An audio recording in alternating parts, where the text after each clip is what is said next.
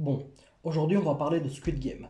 Et surtout, on va voir comment à travers cette série, on peut choper quelques éléments d'entrepreneuriat, de business, des trucs qui sont vraiment bien foutus, notamment au niveau de la viralité, parce que le bordel, tu le sais peut-être ou tu le sais pas, mais c'est devenu un phénomène mondial. Tout le monde a entendu parler de Squid Game, tout le monde a déjà vu des mèmes, des TikTok, des vidéos YouTube, peu importe, ça a fait un carton, mais phénoménal, et on va voir pourquoi ça fait justement ce carton, alors que si tu vois le projet de base, si on te raconte l'histoire, juste un petit débrief, un bref résumé, c'est pas gagné d'avance. Avant toute chose, t'inquiète pas mon gars, il y aura pas de spoil ici. Hein. Si t'as pas vu la série, je vais pas te gager ce chef-d'œuvre incroyable. Tu peux le regarder sur Netflix, t'inquiète pas, mais avant regarde cette vidéo parce qu'il y a des petites pépites à en tirer là-dedans.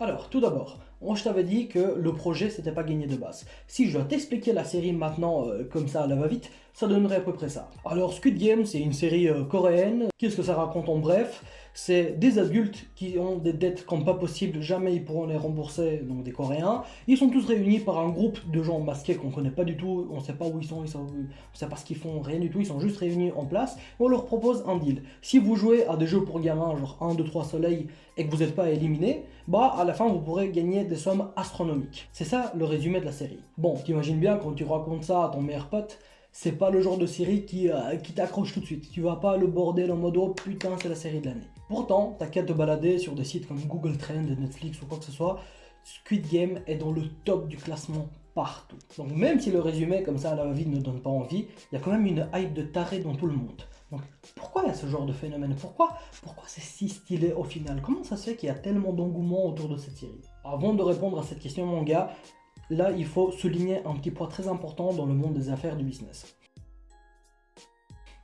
La plupart des clients et des mecs, des lecteurs qui te regardent ou peu importe, ils savent pas réellement ce qu'ils veulent tant que tu leur as pas donné sur un plateau. Tu sais, si maintenant je dois t'annoncer le projet comme je viens de le faire, voilà, série coréenne, je sais pas quoi, des mecs qui font des jeux, ils gagnent plein du pognon à la fin s'ils sont pas éliminés. Bon, tu dis pas que c'est le projet de l'année quoi. Tu dis pas ok, on va taper des milliards, c'est le nouveau, ça va être le nouveau projet à la mode, tu vois. Ce qui va être important, au-delà de l'idée, du principe, du concept, ce que tu veux, ça va être la réalisation. Les mecs dans la réalisation, c'est des génies. Ils sont super forts, autant dans la série, pour t'accrocher, te faire regarder un peu tous les épisodes, te faire vraiment accrocher à la série, mais aussi en dehors, avec tout l'engouement qu'il y a sur internet, le bouche à oreille, les mèmes, les vidéos, etc. Quand on aborde cette série et qu'on essaie d'analyser un peu ce qui se passe, on peut déjà voir que dans la série, le truc a été super bien choisi. Certes, les mecs ils ont dit ok, on a un sujet de base, on va faire une série, on va prendre un concept chelou, mais pourquoi pas, et on va prendre plein d'adultes qui ont des dettes et on va leur faire on va résoudre leurs problèmes à travers un jeu quoi. Ils font des jeux pour gamins, s'ils sont pas éliminés, ils gagnent plein de pognon. Le truc de base, il est annoncé comme ça.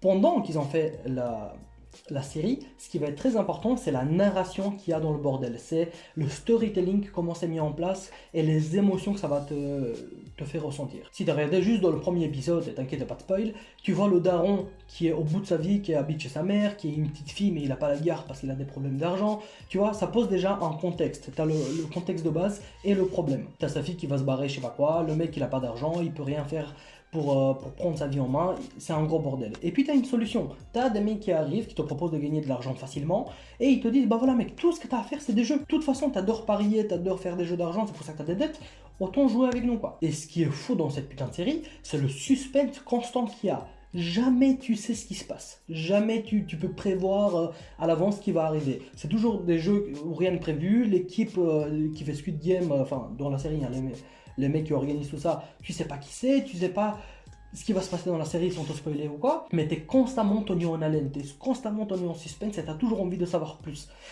Et le truc c'est que, ok, imaginons que tu prennes ce sujet, mais si tu mets pas l'aspect hyper violent dans la série, est-ce que ça aura vraiment marché?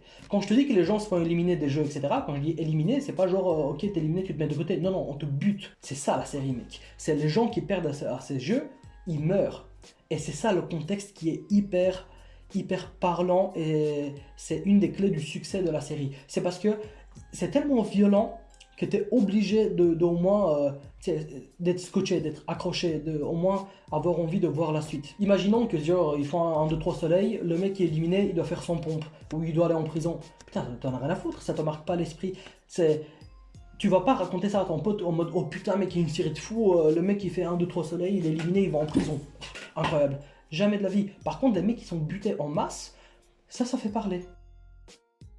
D'ailleurs, petite anecdote sur la mémoire humaine, si tu as déjà essayé de travailler ta mémoire à travers des tableaux de rappel, des palais de mémoire, etc., tu sais que le cerveau, il retient des trucs mieux que les autres. C'est-à-dire, si tu as envie de retenir que demain, tu dois aller acheter des tomates, mais sans le noter sur un papier ou quoi, la théorie te dit, bah voilà, essaye d'imaginer genre que tu te diriges vers ta voiture, et quand tu diriges vers ta voiture, imagine que genre... il y a un truc qui se passe en rapport avec les tomates. Comme ça, tu te ancres une information dans la tête. Eh bien, le meilleur moyen de t'ancrer ça dans la tête pour de bon, c'est de 3 façons. Soit l'image que tu te projettes avec ta bagnole et les tomates, elle est super marrante. Soit elle est super bizarre ou dégoûtante. Soit elle est sexuelle.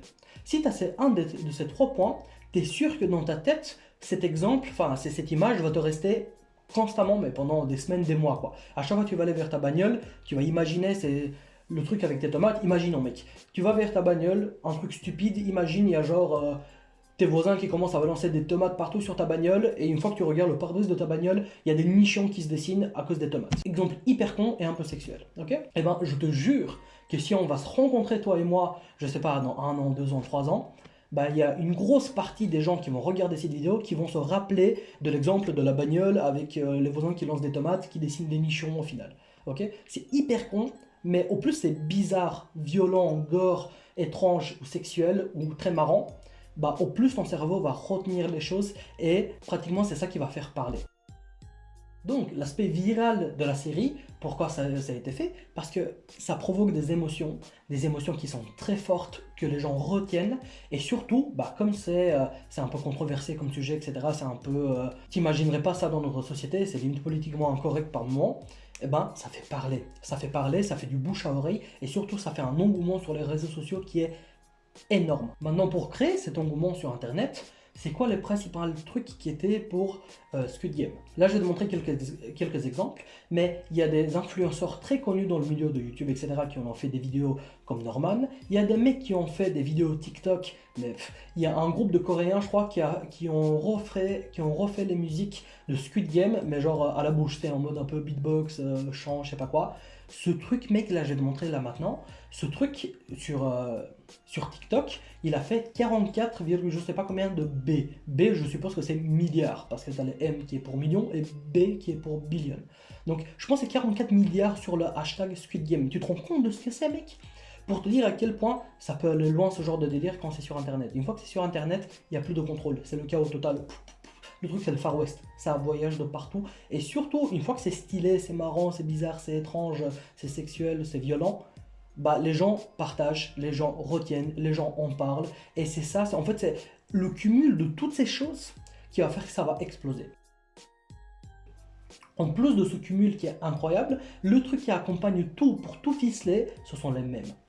Les mèmes, là, je vais te montrer ce que c'est les mèmes, notamment de Squid Game. C'était les images, les acteurs qui font une tête un peu chelou, et toi tu les reprends, tu fais un montage, tu rajoutes 2-3 phrases marrantes, et tu essaies d'en faire un contenu marrant tout simplement. Une fois que ça commence à tourner sur Internet, et toi tu tombes dessus, tes potes tombent dessus, ou bien vous avez des conversations comme ça avec vos potes, putain, si t'as pas vu la série, mec, là ce que je t'ai montré, si t'as vu le premier épisode, tu reconnais les trucs. Mais si t'as pas vu la série, tu pourras pas rentrer dans le délire. Et imagine tous tes potes, genre t'es un groupe de 20 potes, tous tes potes, ils se parlent qu'avec des mèmes, ils parlent que de ça, est-ce que tu vas aller voir la putain de série au bout d'un moment? Bah ouais, principalement tu vas aller la voir, au moins le premier épisode, pour comprendre un peu, pour rentrer dans le sujet. Et une fois que tu arrives à réunir tous ces éléments, carton total. C'est pour cette raison que Squid Game est devenu si important et que la hype elle est si grande. C'est aussi viral. La viralité du bordel, c'est vraiment très important à comprendre. Pour donner un autre exemple, prends le monde des crypto-monnaies de la blockchain. Tu sais que principalement le lancement des crypto-monnaies se font sur la hype. S'il n'y a pas un truc à partager, et surtout mec, la communauté crypto, c'est les boss du même game. Les mecs qui font des mèmes sur tout. Ils ont un langage tellement spécifique que juste dans un message avec quelques emojis après, si tu connais pas le monde des crypto-monnaies, pour toi, ce sera juste des emojis à la con à la suite. Mais pour eux, c'est un vrai langage. C'est vraiment un langage de mec qui est dans le domaine. Tu sais, t'as toutes les expressions, to the moon, diamond hand, monkey trading, tous les trucs comme ça. C'est des expressions qui sont typiquement de la crypto-monnaie. Ça en fait des mèmes. Ils se partagent ça. Et au plus, une crypto-monnaie va être marrante avec beaucoup de mèmes qui vont se partager vite, en plus le succès de cette crypto-monnaie va monter et qui va elle-même attirer l'attention des mecs qui pèsent dans le domaine. Genre voilà, tu prends le Dogecoin qui était ce qu'on appelle un shitcoin, un meme coin, donc il n'y a pas de projet technologique derrière, c'est juste de la hype quoi. C'est juste les mecs qui mettent un billet pour mettre un billet, juste parce que c'est marrant. Et ça a attiré l'attention de Elon Musk en a parlé,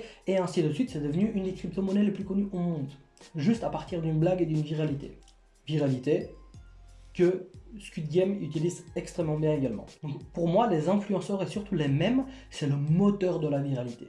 Peu importe le business que tu fais, peu importe. Là, ils te l'ont prouvé avec une série, mais tu prends ça dans n'importe quoi. Les séries, les crypto-monnaies, le business en ligne, la perte de poids, le make money, tu prends tout. Si tu arrives à gérer l'aspect mème et viral, tu sais que tu fais un carton dans n'importe quel business. Maintenant, on va arriver à notre cas à nous, tu sais, comment nous, on peut utiliser ça au quotidien. D'ailleurs, j'en profite avant de continuer. Vas-y, mets un like, abonne-toi, parce que je sais qu'après tu vas oublier. Donc vas-y mec, abonne-toi, mets un like, et on continue la vidéo, c'est parti. Et mon pote, ça va pas être très compliqué. Le plan, il est hyper simple. Comme Squid Game, tu commences et tu dis, ok, qu'est-ce que j'ai envie de faire? Les mecs, ils se disent, ok, je vais faire une série. Toi, tu choisis une niche. Imaginons tu prennes la perte de poids. Tu vas aider des gens à perdre du poids ou à prendre en muscle. Les deux, un des deux, je m'en fous. À partir de là, tu définis ce que tu vas vendre. Okay, est-ce que tu vas leur vendre des e-books? Est-ce que tu vas vendre des compléments alimentaires? Est-ce que tu vas vendre des tapis de yoga pour faire des exercices, des haltères? Peu importe ce que c'est, mais tu dois décider ce que tu vas vendre. Okay, si tu ne vends pas, tu ne fais pas de pognon. Donc, choisis ce que tu vas vendre. Une fois que tu as choisi ton sujet et tu sais ce que tu vas vendre, c'est là que intervient l'aspect le plus dur, c'est comment tu vas communiquer pour attirer les gens et les faire acheter. Là, tu choisis. Soit tu fais de la publicité, soit tu fais du contenu de référencement organique. Ça veut dire des articles de blog, réseaux sociaux, vidéos YouTube, etc. Tout ce qui ne va pas te demander du pognon pour être mis en avant sur des plateformes. Et c'est maintenant que tu dois utiliser tous les éléments que je t'ai donnés de Squid Game, comment tu vas faire ta communication. Imaginons que tu prennes toujours la perte de poids, on reste là-dessus, un basique. Est-ce que tu vas faire une vidéo genre 6 aliments pour perdre du gras, plus 30 minutes de marche par jour, je sais pas, une connerie, genre tu vas faire un truc assez banal comme sujet, ou est-ce que tu vas prendre un sujet qui est un peu plus soit choquant, gore, violent, marrant, sexuel, peu importe. Tu prends genre le mec le plus gros de France. Mec, je te jure que entre 6 aliments pour perdre du poids et le mec le plus gros de France, je te laisse deviner celui qui fait le plus de vues sur internet. Et une fois que tu as fait ce contenu où tu attires des gens, ok, une fois que tu as attiré des gens en parlant du mec qui est le plus en surpoids en France, à ce moment-là, tu vas dire, voilà, le résultat, il est arrivé là parce que ça et ça, tu prouves, tu fais tes recherches, t'es grand. Et à partir de là, tu lui dis, voilà mec, si t'as pas envie d'arriver là, il y a quelques trucs simples à faire. Tu donnes quelques astuces et à la fin tu dis, voilà, si tu veux en apprendre davantage, je te vends un guide numérique, un livre que je vends, je sais pas quoi, ça coûte que 10 balles, vas-y, achète, tu vas voir, ça va être cool. Plus un guide pour 20 recettes à faire à la maison de smoothie pour ne pas prendre du poids. J'en sais rien, moi je te donne des exemples à la con, mais ce qui va être important, c'est de faire ta communication autour d'un sujet qui provoque des émotions fortes. Une fois que tu les as fait, tu as tes premiers clients, tu commences à vendre, etc. En fait, tout ça, tout ce contenu va t'aider à créer ta communauté et à attirer ton public. Une fois que tu as ton public qui est en place, à ce moment-là, il faudra entretenir une relation avec eux et la faire développer. Ça passe par des réseaux sociaux, de la communication, des cadeaux, des jeux concours, peu importe ce que c'est. Maintenant, comment tu fais pour que tout ça devienne viral? Une fois que tu as une communauté, que tu vends, etc., tu n'es plus dans une situation de survie où tu es là en mode oh putain, il n'y a pas de thunes qui rentrent, je dois me démerder. Une fois que tu as dépassé ce stade et tu commences à être un peu pérenne, tu as un peu de thunes qui rentrent, tu es bien. À ce moment-là, tu vas contacter des influenceurs, des mecs qui sont dans le domaine de la perte de poids, prise de muscle, ce que tu veux, et tu vas essayer de faire du contenu un peu pareil, soit gore, choquant, marrant, sexuel, un peu parodique si tu veux, pour mettre en avant ce que tu fais. Au plus tu vas mettre en avant ce genre de trucs, comme par exemple le TikTok là que je t'ai montré avec les Coréens qui refont la musique, imagine, mec, juste ce TikTok, imagine la publicité que ça a fait pour Squid Game, gratuitement, juste parce que les mecs, ils font ça pour qu'à leur tour, ils aient des vues. Comme moi, je fais ces vidéos pour avoir des vues, et qui va, peut-être ça va te faire commencer Squid Game, tu vas aller sur Netflix après la vidéo, etc. Mon but c'est pas de faire commencer Squid Game, hein, je m'en fous. Mon but c'est de te faire comprendre la viralité et comment tu peux mettre ça en place dans ton business. Mais comprends que ce genre de système, de procédé peut être fait de manière organique et avoir un impact énorme. Parce que c'est quand c'est genre ton influenceur préféré, ton pote, etc. qui t'en parle et qui te pousse à le regarder, tu auras beaucoup. C'est pas la même chose qu'une publicité ou qu'une marque qui va te parler, tu vois. Ça va être, il y aura une proximité dans le partage d'informations, de contenu. Donc tu vas voir des influenceurs, tu leur dis, bah voilà, venez, on fait un concept un peu parodique, etc. où on met, je sais pas, on parle de notre marque, on parle de la prise de poids, de comment ne pas prendre du poids, comment prendre du muscle, etc. On fait un peu une parodie, un contenu un peu humour, soit choquant, soit marrant, soit ce que tu veux. Et à partir de là, tu rediriges vers ton contenu à toi. Et une fois que tu as tout ça qui est mis en place, tout à la fin, il te reste quoi? Tu fais, mec, genre un jeu concours et tu lui dis, bah voilà, celui qui fait le meilleur mème pour la perte de poids, la prise de muscle, ce que tu veux, bah tu lui fais gagner quelque chose. Et là, tu as toute la communauté qui va participer à ça. Le contenu va être partagé sur Twitter, Instagram, Facebook, partout. Ça va être repris. Si le contenu est marrant ou bien que ça provoque des émotions, il va être partagé gratuitement et ça va faire un effet boule de neige. Et ça, mon gars, tu peux le prendre dans tout, mais vraiment dans tout. Dans la perte de poids, dans le make money, tu sais. Là, moi mon sujet, c'est comment faire de l'argent, ok? C'est comment faire des business, j'adore ça. Et ben, moi, à mon tour, tu vois, maintenant que j'ai fait cette recherche sur Squid Game pour comprendre comment ça se fait que ça a marché, bah tu te rends compte qu'à mon tour, je vais faire la même chose, tu vois. La preuve avec cette vidéo, je parle de Squid Game, c'est bien pour ça, tu vois. Faire du contenu qui intéresse, qui attire les gens, où il y a déjà de la visibilité, et toi, tu te ramènes, tu parles de ce sujet, tu te ramènes avec ta petite touche à toi, tu vois ce que je veux dire? Et une fois que ce sera fait, moi, ce que je devrais mettre en place, ça va être un peu des contenus de référence, un langage qui est propre à ceux qui suivent ma chaîne, des mèmes, des trucs sur le business en ligne, des blagues, des trucs un peu plus choquants, plus sexuels, avec, je sais pas, les business de cul, des trucs comme ça. Tu vois ce que je veux dire? Je donne plein d'exemples qui me passent à l'esprit, mais c'est toutes ces choses qui vont faire que ça va marcher ou ça va pas marcher. Et si tu mets en place tous les éléments que je t'ai racontés depuis le début, ça ne peut que marcher au bout d'un moment. C'est obligé. Donc voilà ce que j'avais à te partager sur Squid Game. Je trouve ça hyper intéressant. Là, je vais faire de plus en plus de vidéos comme ça, entre guillemets un peu d'actualité, parce que ça m'apprend toujours des trucs dans le business et moi, je pourrais les appliquer à mon tour. Donc voilà, moi je te partage un peu ce que je découvre, etc. C'est cool. Donc si tu as aimé la vidéo, n'oublie pas de me laisser un like. Et dans les commentaires, je te mets un lien qui est mon Telegram privé. C'est un Telegram business. On parle principalement de business. Et toutes les semaines, on fait un live samedi 19h. C'est un peu un live business and chill. Tu vois ce que je veux dire? On parle de business. Je prends des mecs en direct. Ils mettent leur cam, leur micro. On parle de leur business à eux. On essaie de trouver des solutions.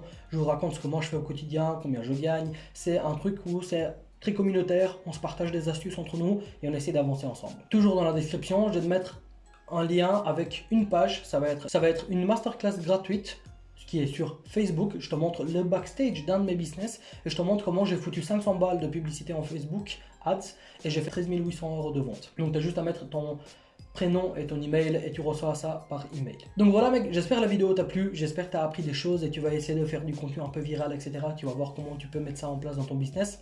Et on se dit à la semaine prochaine pour une nouvelle vidéo. Ciao ciao.